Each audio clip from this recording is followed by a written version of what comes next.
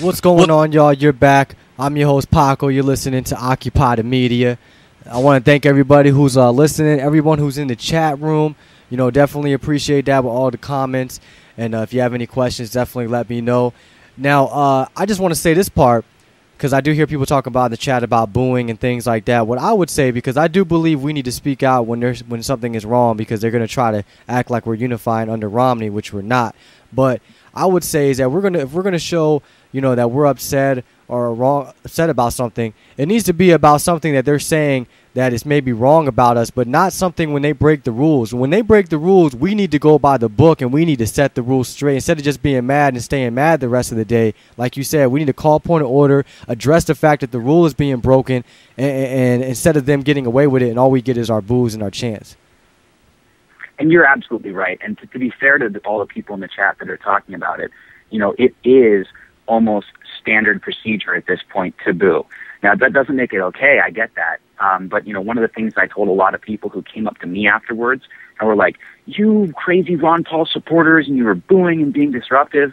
I mean, I brought up, hey, back during the debates, you guys remember when everyone booed Ron Paul for bringing up the golden rule? I mean, they had nothing to say about that. But you're right. I mean, in this specific instance, booing wasn't just something where it's like, you know, two wrongs don't make a right.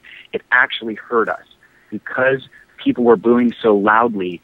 You couldn't hear the people standing up and calling for point of order. And so, I mean, I'm not condemning anyone from doing it. Like I said, I did it myself.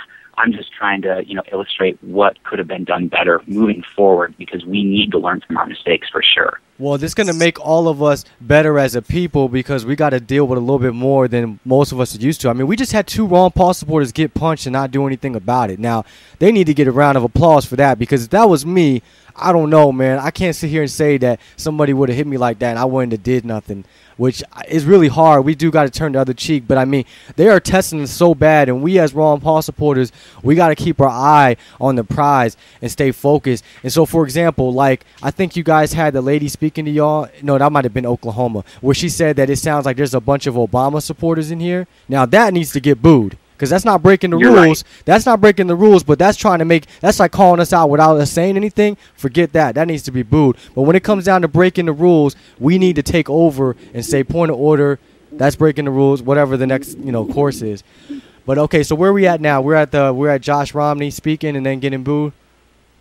Yeah, and you know that's, you know, like I said, that was something that we need to learn from, because there was an actual rule that was broken there.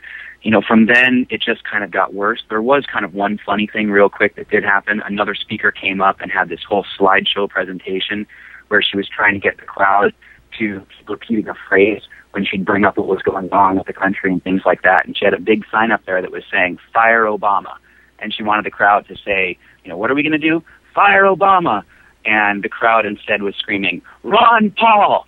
And so, I mean, that was pretty awesome. And I wouldn't consider that disruptive. I would consider that expressing opinion, because they're trying to get you to repeat something. And you talk about sheeple, but, you know, wow.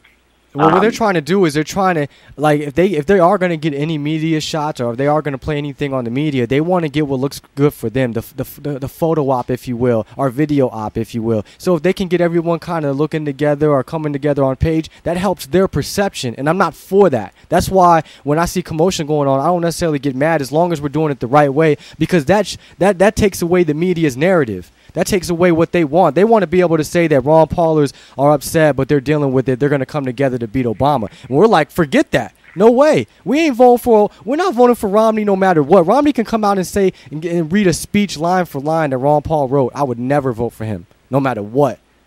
You bet.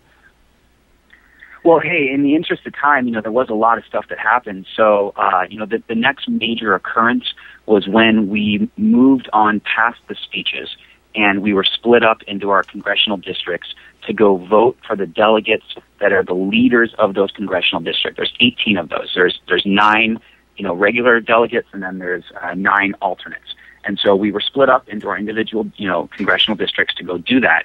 And that's when the first really big shenanigan happened. As the ballots were passed out, what we saw on those ballots was they were not in alphabetical order.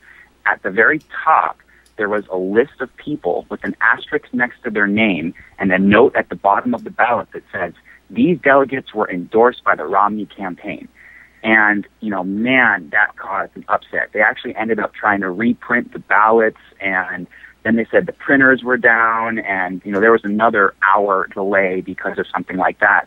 And their excuse on that was a service that they offered to both campaigns, but Ron Paul's campaign turned that down. Now, I don't work for his campaign. I can't speak on whether they actually did receive that and turn that down.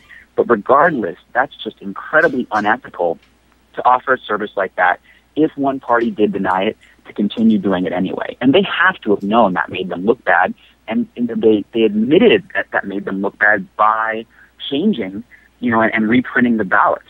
And so what they ended up doing is they just took the asterisks away, but they still kept those names out of alphabetical order at the top. So it's easy for the, less intelligent, delegates there who didn't know everyone, didn't know where they stood, to identify who that they should just blindly vote for. And that hurt. And that's when, it's just another little jab, a little knife in the side. And, people were getting more and more upset as this went on, which is why it ended the way that it did. So that's, that's kind of, what happened there. I mean, do you have anything you want to ask specifically about that? I remember you, I think you did a little pause break or a little video break on your Ustream talking about that. I think you were outside the building talking about them doing that, and then you also interviewed the lady with the stuffed ballots. Now, okay, so after this happens, and they have the asterisks besides Romney's people, so I take it that was never changed then, right? That was kept, there was nothing that can be done about that? Well, as far as I know, they ended up doing a reprint where they just took the asterisks off. And I don't know whether that was a quick Photoshop or they just did it with whiteout, but they obviously were not technologically capable of resorting the actual order of the names, which is why they were still left on top. And, I mean, just so you know, the ballots were both printed on two different kinds of paper. There was 96 names on one and like 85 names on the other, and it was, once again, just incredibly confusing. And so, I mean, that's when I said this whole thing, nonstop, was just handled very unprofessionally and, caused a lot of confusion. But even when they, took the asterisks off, they were still at the top. And if it wasn't for our solid strategy, and the text messages that, we were sending out that were adjusting who to vote for, we wouldn't have, won anywhere near as many as we did. And just so you know, the results aren't in yet. The only results that we have so far are on those congressional district delegates, which were the ones that we voted on in our individual congressional districts. And we got 11 of the 18 of those. Only 2 of them were A delegates, which are, the for sure delegates. The rest are B delegates, which are alternates.